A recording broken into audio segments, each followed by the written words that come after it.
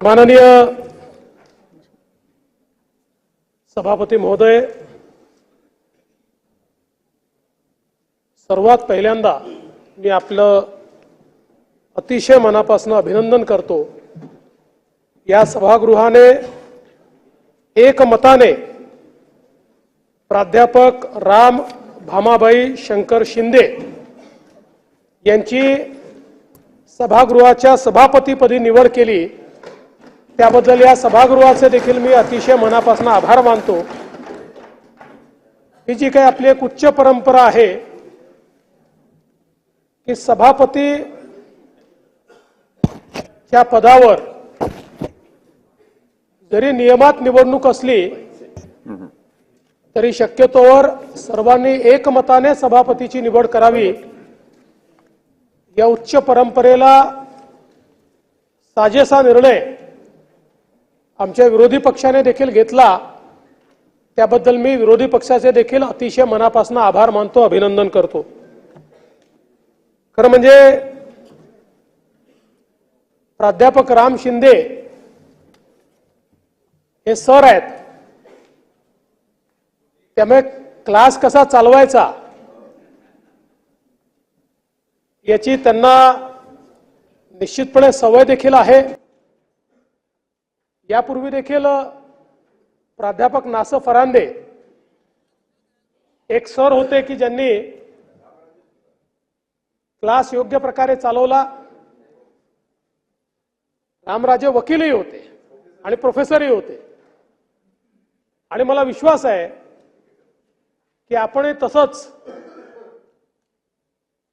अतिशय शिस्तीनं पण संवेदनशीलतेनं या सभागृहाचा कारभार चालवाल, याबद्दल माझ्या मनामध्ये कुठलीही शंका नाही। खरं म्हणजे सभापती महोदय,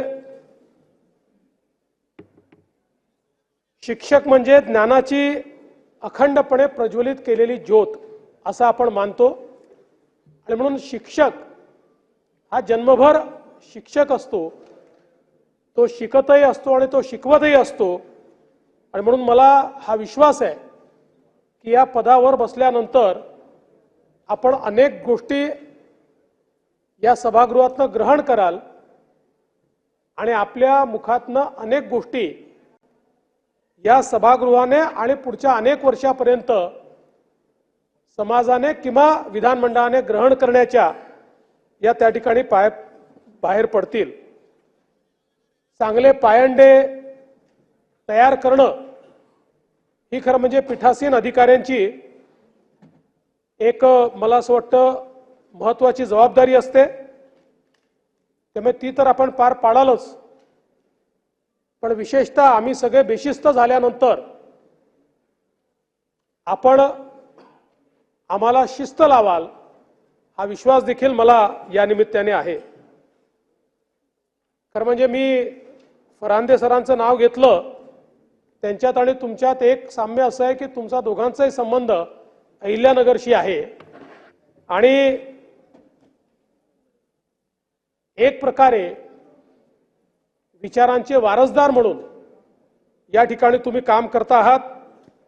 आणि त्यासोबत याही गोष्टीचा मला आनंद आहे की पुण्यश्लोक अहिल्यादेवी होळकर यांच्या 300व्या जयंती वर्षाच्या या अत्यंत महत्त्वाच्या वर्षी अहिल्यादेवींच्या परिवारातील किंवा त्यांचे वडील माणकोजी शिंदे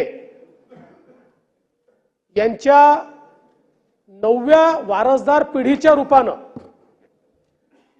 राम शिंदेंसारखा एक व्यक्ती हा त्या ठिकाणी बसतो आहे। एक प्रकारे राजमाता राष्ट्रमाता अहिल्यादेवी होळकर यांना या सभागृहाने ही वाहिलेली एक वेगळी सुमनांजली आहे असं मी या निमित्ताने समजतो। आणि संपूर्ण देशामध्ये ज्यावेळी मोगलांनी भारतीयांचं हतोत्साहीकरण करण्याकरता सर्व हिंदू मंदिरं ही नष्ट केली होती, त्यावेळी संपूर्ण देशातल्या हिंदू मंदिरांचं पुनर्निर्माण करणाऱ्या या अहिल्यादेवी होळकर होत्या. आणि म्हणून हे जे पुनर्निर्माणाचं कार्य आहे आज वेगळ्या स्वरूपामध्ये आपल्या स्वतंत्र भारतामध्ये आपल्या समाजाला स्वाभिमान आणि त्या स्वाभिमानानं जगता यावं या दृष्टीनं आपण सगळे लोक भारतरत्न डॉक्टर बाबासाहेब आंबेडकरांनी तयार केलेल्या संविधानाच्या अनुषंगाने त्याची शपथ घेऊन या ठिकाणी काम करतो. आणि म्हणून मला विश्वास आहे की जो बाणा पुण्यश्लोक अहिल्यादेवी होळकरांचा आपण इतिहासात वाचलाय, त्या बाण्यानेच या सभागृहामध्ये आपण काम कराल हा मला या ठिकाणी विश्वास आहे. सरपंचापासनं तर सर्वोच्च सभागृहाच्या सर्वोच्च पदापर्यंत अशा प्रकारची आपली वाटचाल ही अतिशय प्रेरणादायी अशा प्रकारची वाटचाल आहे. सामान्यातनं असामान्यत्व कसं घडतं हे आपल्याला आपल्या या संपूर्ण वाटचालीमध्ये पाहायला मिळतं. मगाशी नीलमताईंनी सांगितलं की वनस्पती शास्त्रातनं पदवी घेतल्यानंतर आपण बीएड केलं आणि प्राध्यापक म्हणून देखील या ठिकाणी काम केलं आहे. आणि निश्चितपणे हे सगळे अनुभव जे आपल्या गाठीशी आहेत त्याचा फायदा आपल्याला होईल. चौंडी सारखं एक गाव की जे आपल्या सगळ्यांकरता प्रेरणास्थळी आहे, त्या गावचे सरपंच म्हणून देखील आपण काम केलं. आणि त्याही काळात सरपंच म्हणून आपण जे काम केलं होतं त्याचं कौतुक हे राज्य पातळीवर झालं होतं. वेगवेगळ्या योजना ज्या आपण राबवल्या होत्या त्याचं मोठ्या प्रमाणात कौतुक झालं होतं. आणि विशेषतः आपण संत गाडगेबाबा ग्राम स्वच्छता अभियान हे सरपंच म्हणून ज्या प्रकारे राबवलं त्यामुळे राज्याचा प्रथम पुरस्कार हा आपल्या गावाला आणि आपल्याला मिळाला होता, हे देखील या ठिकाणी नमूद केलं पाहिजे. आपण चौंडी येथील पुण्यश्लोक अहिल्यादेवी होळकर दूध उत्पादक सहकारी संस्था, पुण्यश्लोक मजूर सहकारी संस्था अशा अनेक संस्थांच्या माध्यमातून विविध क्षेत्रामध्ये काम केलं. आणि ज्या ज्या क्षेत्रात काम केलं त्या त्या क्षेत्रात आपण यशस्वीतेने ते काम केलं हे आम्ही सगळ्यांनी बघितलं. भारतीय जनता पार्टीमध्ये भारतीय जनता युवा मोर्चाच्या माध्यमातून आपण संघटनात्मक काम केलं. तिथपासनं तर भारतीय जनता पक्षाच्या विविध पदांवर मंडलापासनं जिल्ह्यापासनं तर प्रदेशापर्यंत वेगवेगळ्या पदांवर आपल्याला काम करायची संधी मिळाली. आणि विशेषतः आपल्या संपूर्ण व्यक्तिमत्वावर आमचे नेते माननीय गोपीनाथरावजी मुंडे यांचा एक विशेष ठसा आम्हाला पाहायला मिळतो. आपण सगळ्यांनीच त्यांच्याकडनं प्रेरणा घेतलेली आहे आणि तुम्ही देखील त्यांच्या अतिशय जवळ होतात आणि त्यांच्याकडनं मोठी प्रेरणा आपल्याला मिळाली. किंबहुना एक सर्वसमावेशक राजकारण कसं करायचं, समाजातल्या तळागाळातल्या व्यक्तींना कशा प्रकारे मुख्य प्रवाहात आणायचं, ही शिकवण तुम्हाला मुंडे साहेबांच्या माध्यमातून मिळाली. आणि म्हणून त्यांच्या व्यक्तिमत्वाचा एक मोठा ठसा हा आपल्यावर या ठिकाणी पाहायला मिळतो. 2009 मध्ये आपण नव्याने कर्जत जामखेड मतदारसंघ तयार झाला, त्याच्यामध्ये निवडून आलात. पुन्हा 2014 मध्ये आपण निवडून आलात. 2014 मध्ये निवडून आल्यानंतर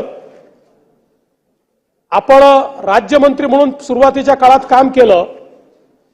आणि त्यावेळी माझ्या खात्याचेच राज्यमंत्री म्हणून राम शिंदे साहेब काम करत होते. मी गृहमंत्री म्हणून, मुख्यमंत्री म्हणून आणि गृहमंत्री म्हणून काम करत होतो. आणि गृहराज्यमंत्री म्हणून राम शिंदेजी हे त्या ठिकाणी काम करत होते, एक जागरूक अशा प्रकारचा गृहराज्यमंत्री म्हणून त्यांनी कमी वेळामध्ये आपली प्रतिमा तयार केली। गृहराज्यमंत्र्यांचं एक काम असतं की गृहराज्यमंत्री हा सतत फिरता असला पाहिजे। कुठेही घटना झाली तरी त्या ठिकाणी पोहोचणारा पहिला व्यक्ती हा गृहराज्यमंत्री असला पाहिजे। हेच काम त्या काळामध्ये, आणि सुदैवाने 2 गृहराज्यमंत्री माझ्याकडे होते आणि दोन्ही अतिशय ऍक्टिव्ह होते। म्हणजे पहिल्यांदा राम शिंदे साहेब होते, दीपक केसरकरजी होते, रणजित पाटील होते, पण निश्चितपणे राम शिंदे साहेबांनी अतिशय चांगल्या प्रकारे या पदाचा कार्यभार स्वीकारला, सांभाळला। त्यानंतर मंत्री म्हणून त्यांनी काम केलं आणि हे सगळं करत असताना विषय समजून घेणं। अनेक वेळा आपण महाराष्ट्रामध्ये आणि देशामध्ये क्वचित पण असे मंत्री बघितलेले आहेत की ज्यांचा 5 वर्षाचा कार्यकाळ निघून गेल्यानंतर देखील त्यांना सगळ्या विषयाचं आकलन होत नाही। पण राम शिंदे असे मंत्री होते की ज्यांनी अतिशय कमी काळामध्ये सगळे विषय ग्रास्प केले आणि सभागृहाबाहेर एक परफॉर्मिंग मिनिस्टर म्हणून त्यांनी आपली प्रतिमा त्या ठिकाणी तयार केली। राम शिंदे साहेब हे अतिशय चांगले वक्ता आहेत। त्यांची भाषणं ही गाजतात आणि ज्यावेळेस ते बोलतात त्यावेळी लक्षात येतं की हा व्यक्ती इथनं बोलत नाही, हा इथनं बोलतोय, हृदयातनं बोलणारा व्यक्ती आहे। आणि म्हणूनच एक प्रखर वक्ते म्हणून त्या ठिकाणी त्यांच्याकडे आपण बघतो। खरं म्हणजे मागच्या काळामध्ये मंत्री असताना ते अनेक गावांमध्ये जायचे, तिथे थांबायचे। असंच एकदा बाराववाडी या ठिकाणी त्यांनी मुक्काम केला होता आणि तिथले शेतकरी तुकाराम जाधव यांच्या शेतीमध्ये नांगरटीचं काम चाललं होतं आणि तो लाकडी नांगर त्यांना खुणावत होता, कारण ते हाडाचे शेतकरी आहेत। आणि मग लगेच त्या ठिकाणी त्यांनी नांगर हाती धरला आणि नुसतं फोटोपुरतं नाही तर प्रत्यक्ष शेतकरी ज्या प्रकारे नांगरटीचं काम करतो तशा प्रकारे आपला अर्धा दिवस तिथे घालवला आणि शेती करण्याचं जे काही कौशल्य आहे आणि एक हाडाचा शेतकरी म्हणून जी काही अपेक्षा आहे ती त्यांनी त्या ठिकाणी निश्चितपणे पूर्ण केली। आता नांगर हाती धरायचा नाही आहे, बेल हाती धरायची आहे आणि त्या बेलच्या माध्यमातून आमच्या सगळ्यांवर आपल्याला कंट्रोल ठेवायचा आहे। पण आम्ही चांगले विद्यार्थी आहोत, कधी कधीच आम्ही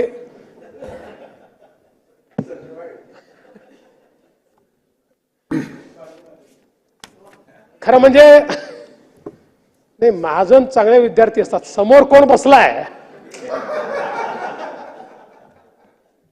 त्याच्यावरनं मग त्यांचं ठरतं। आपण या सभागृहाला वरिष्ठ सभागृह म्हणतो। आजही दोन्ही सभागृहांच्या पीठासीन जे अधिकारी आहेत त्यांच्यामध्ये मोठा मान हा विधान परिषदेच्या सभापतींचा आहे आणि ही अपेक्षा असते की या सभागृहाने आणि सभापती महोदयांनी विधानमंडळाला मार्गदर्शन केलं पाहिजे। तर मला अपेक्षा आहे की हे मार्गदर्शन आपल्या माध्यमातून निश्चितपणे मिळेल, कारण अनेक ज्येष्ठ, अनेक दिग्गज अशा लोकांनी सभापतीचं पद हे त्या ठिकाणी भूषवलेलं आहे।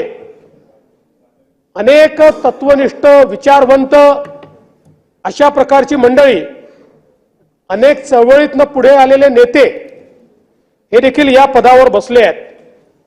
आणि एवढंच नाही तर या पदावर बसायचं असेल तर नावात राम असलं तर जास्त सोपं असतं, कारण यापूर्वी रामचंद्र सोमण, रामराव हुक्केरीकर, राम मेघे, रामकृष्ण गवई म्हणजे रासू गवई साहेब, रामराजे नाईक निंबाळकर आणि आता प्राध्यापक राम शिंदे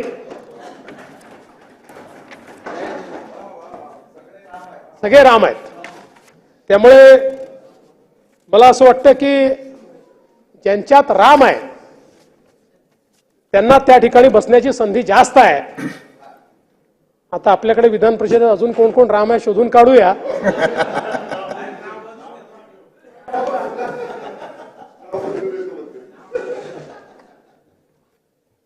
पण मला असं वाटतं की ही जी काही एक परंपरा आहे, जयंतराव टिळक असतील, शिवाजीराव देशमुख असतील, मगाशी उल्लेख केला वसंतराव डावखरेंनी या ठिकाणी उपसभापती म्हणून देखील जे काम केलेलं आहे, खरोखर ते अतिशय चांगल्या प्रकारचं कार्य आहे। आणि मी विशेष उल्लेख केला पाहिजे तो नीलमताई गोरेंचा। अतिशय संघर्षाच्या काळामध्ये नीलमताईंनी उपसभापती म्हणून आणि मग पीठासीन सभापती म्हणून या सभागृहामध्ये काम केलं। शेवटी सभागृहामध्ये काम करत असताना जो पीठासीन अधिकारी असतो त्यांची अवस्था अशी असते, त्यांना वाटतं आम्हाला न्याय मिळत नाही, इकडच्यांना वाटतं त्यांनाच जास्त न्याय मिळतोय आणि त्यामुळे दोन्हीकडनं पीठासीन अधिकारी हा अडचणीत असतो। पण अशाही परिस्थितीमध्ये नीलमताईंनी आवश्यक असेल तेव्हा कणखर भूमिका घेतली, इतर वेळी सगळ्यांना संधी देण्याची भूमिका घेतली आणि सगळ्यात महत्त्वाचं की हे पद केवळ सभेचं संचालन करण्याचं पद नाही आहे, तर या पदाच्या माध्यमातून राज्याला आवश्यक अशा प्रकारच्या सूचना देता येतात, निर्देश देता येतात, राज्याला दिशा देता येते, हे दाखवून देण्याचं काम देखील नीलमताईंनी या ठिकाणी केलं। आणि म्हणून आजच्या या निमित्ताने मी नीलमताईंचं मनापासून अभिनंदन करतो की एक चळवळीतनं आलेली आमची भगिनी या पदावर बसल्यानंतर कशा प्रकारे उत्तम काम करू शकते हे त्यांनी निश्चितपणे या ठिकाणी दाखवलेलं आहे। खरं म्हणजे या सभागृहाने राज्याला अनेक चांगले कायदे दिलेले आहेत आणि ज्येष्ठांच्या सभागृहामध्ये अनेक आपण मोठी मंडळी देखील बघितलेली आहे। मग ज्यांना आपण आधुनिक वाल्मिकी म्हटलं ते गदी माडगुळकर असतील, रानकवी कविवर नादो महानोर असतील, अशा अनेक लोकांनी या सभागृहामध्ये खरं म्हणजे मोठी यादी आहे, अतिशय उत्तम काम केलेलं आहे। त्यामुळे या सभागृहाचा चर्चेचा दर्जा